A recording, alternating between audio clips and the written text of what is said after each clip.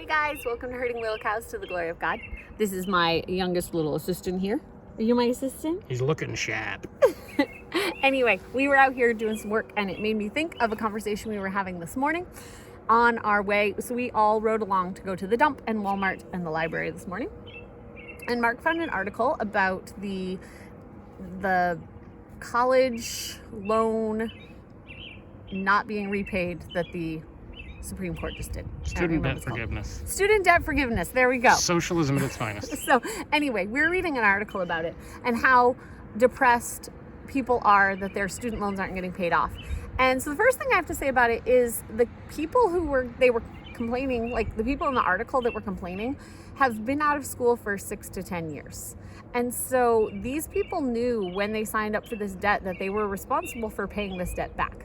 I think totally different of people who heard Biden say about getting the student loan recovery and signing up for things after that point. I get that those people are very upset that they're now going to have to pay it back because they thought their president was going to go through with what he said he was going to do. But the president doesn't get to make laws, so he doesn't get to make these decisions by himself anyway. That's a totally different topic. But the idea that these people are very upset that they have to pay back their student loans and that the Supreme Court is ruining their lives. So first, don't take out money that you're not willing to pay back. We haven't been in debt for 14 years now. We've had no debt, and we've been able to make that possible because of different things that have happened in our lives, but it's also because of decisions we've made. We rent from my mom, so we pay a rent, but it is not the rent that would be paid in this area of in the area of Maine if we weren't renting from my mom. Because to get a house the size that we have and the quality that we have would be more expensive because the housing market's crazy right now. But because we've been in this agreement with my mom for years now and we've talked about it and we go up in rent when the bills go up and that type of thing, we just would have to move to a different area of the country. But to feasibly live as a family, we would be willing to move to a different area of the country to live in a place that we could actually afford. There are people who, there is government aid out there for people who need it. So in this video, I'm not talking about people who actually need help from other people to pay these things. I'm talking about people who are choosing to go into debt for things that aren't necessary. It's like the idea of college. Like college. So I'm going to get back to that in a second. But like the idea of if you have $3,000 to buy a car, but you decide you want a $15,000 car, you're making the decision to go into debt to get the loan for that $15,000 car. When you could get a $3,000 car and make it work until you've saved money to get a better car. I had just read a story before this, maybe yesterday, about a guy who didn't want to pay the crazy rent prices in the Bay Area in California to go to college. And so he actually commuted, getting on a plane and going for hours a day, 3 days a week, to be able to get to school. But he only ended up spending like $5,500 out of pocket for all of his expenses for traveling and didn't end up having to pay rent at that other place, which would have been way more expensive than where he was. I don't even know where he was renting, but wherever he was cheaper than that. And so there are ways to work around this. Eating cheaper meals so that you don't have to spend a ton of money on groceries. I'm still talking about healthy meals. I'm just talking about cheaper meals. Not going out to eat, not doing these things. There's lots of ways to save money. So anyway, the college forgiveness thing. There are certain jobs where you need to go to college. If you want to be a surgeon, you need to go to college somewhere. They don't let you just walk in and be like, hey, I'm a surgeon, let me do surgery and pay you for it. But there are a lot of jobs you don't need to be. One, I went to school for 1 year to be a teacher, and I now teach every day, and I don't have a college degree. There are a lot of ways that you can work helping teach people without actually getting a degree if you're good in the thing that you do. I know a lot of homeschool moms, homestead moms, YouTube mom type things that actually have classes on how I became a really good blogger or how I raised chickens or all of this that they never actually went to college for. Maybe they took some classes, but they didn't spend out these ridiculous amounts of money that they're never going to pay back. So first, as a Christian, like I'm talking to Christians in this video, I'm not talking to just the average person, but as Christians, are we trying to help our children pursue something that is advancing God's kingdom? And if your child really feels led to medical missions, that is a great thing, and they might need to go to school for that. So I'm not talking about that. I'm talking about my child really doesn't know what they want to do for their life, so we're going to send them to a 4-year college degree so they can figure that out. That would cost a lot of money. You would have to take out a loan to go for a degree that you don't know what you're going to do with it or how you're going to use it. The other thing that we were discussing recently is just the idea of girls going to college. And in this video, I'm not saying a girl cannot go to college. That's not what I'm saying. But we were talking about it. I was talking about it. I don't even know if my husband agrees with me. I was talking about it because I was thinking about Virginia just recently getting married. Virginia has always wanted to get married, but was doing a lot of things outside of getting married. She is now married and has a baby on the way, and she has not, like, they started courting less than a year ago.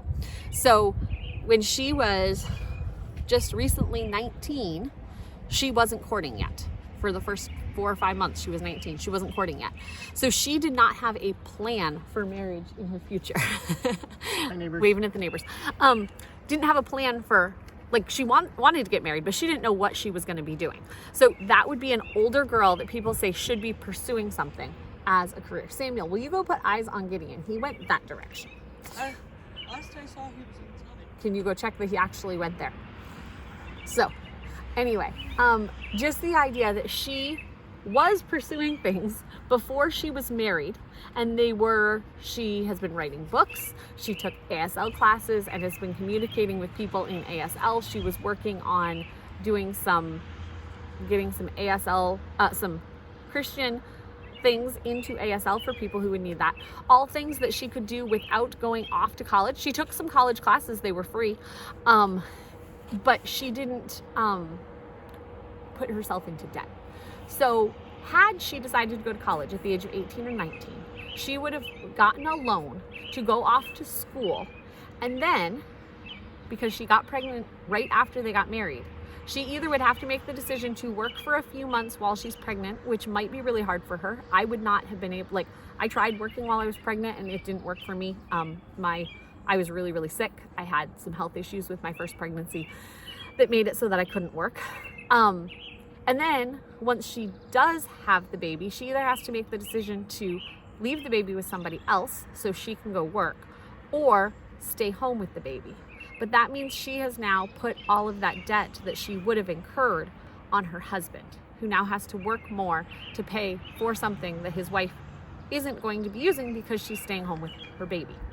Or he's having to have his wife work and pay out daycare costs so that she can work so they can pay off the debt. I'm not saying that a girl can't go to college. That is between you and, like, in your family, the Lord, whatever God's calling your child to.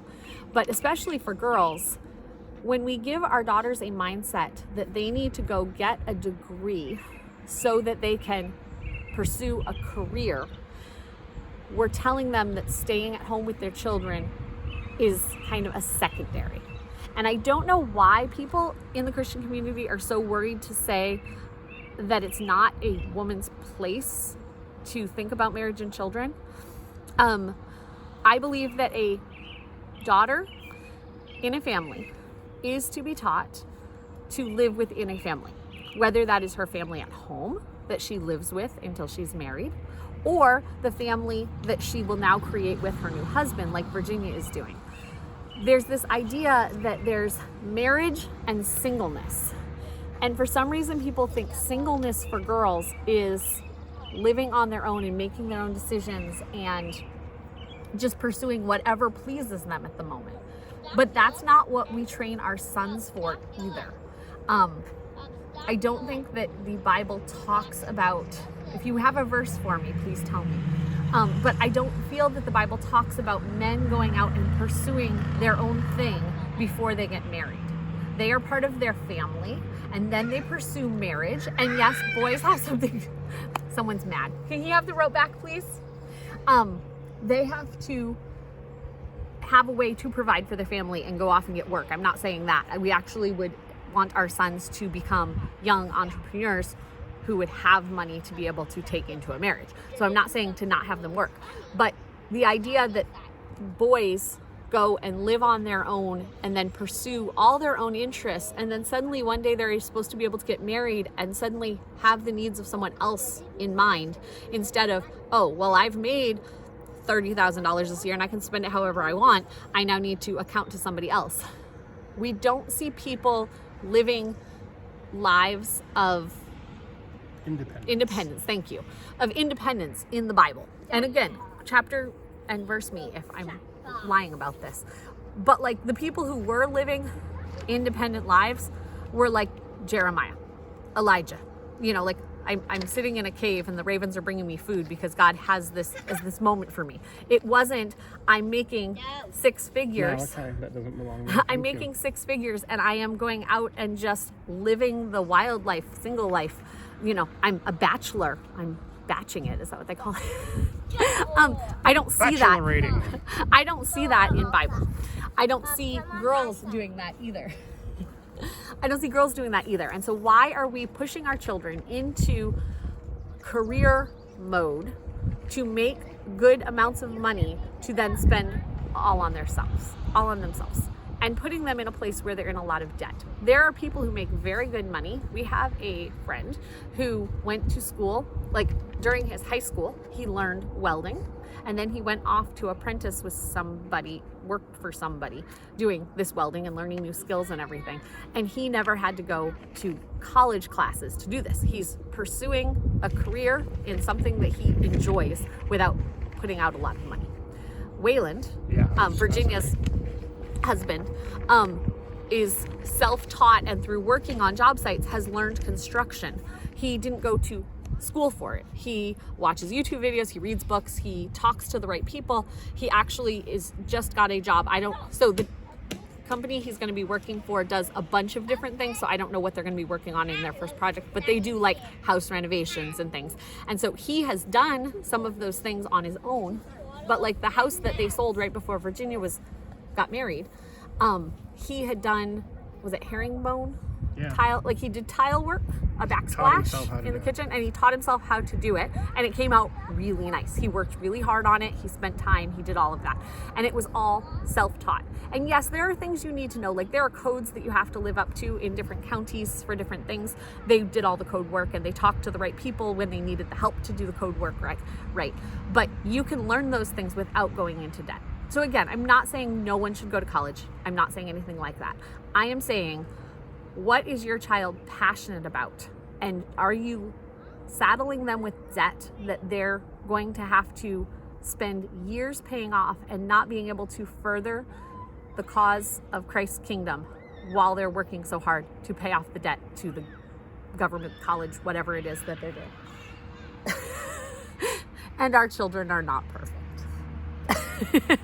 So that's what was on my mind today. I know that might be controversial because I know people have written to us recently. What's wrong? No whipping each other. So we have had people talk to us recently about how Virginia should have been getting a career, not focused so much on marriage, which she wasn't. Again, like I'm saying, at 19, she was writing books and she was doing all this stuff. She wasn't sitting around waiting for Prince Charming to come. And his name's Waylon, not Prince Charming. Anyway, so we, she would have been having to spend time paying off debt for something that she will not be using. But she had a lot of time to do ministry within our church, within the church there in Tennessee, like the church here, the church in Tennessee, within the family, and learning things, learning things from me and from her dad and all of that, where she now has those skills going into marriage that didn't cost us anything. So just why are we having our children pursue the futures they're pursuing? Is it because God has made our child to fit into that job, or are we trying to fit our child into something? God can use lots of different people and lots of different experiences and lots of different interests to pursue his kingdom. But we as parents are supposed to be training our children up in the ways of God and encouraging them to go out and advance God's kingdom. And I see a lot of Christian parents that are trying to get their children to make good money and advance themselves in the career world as opposed to God's kingdom. So there we go, my controversial talk for today. We'll see you guys next time on Herding Little Cows to the Glory of God.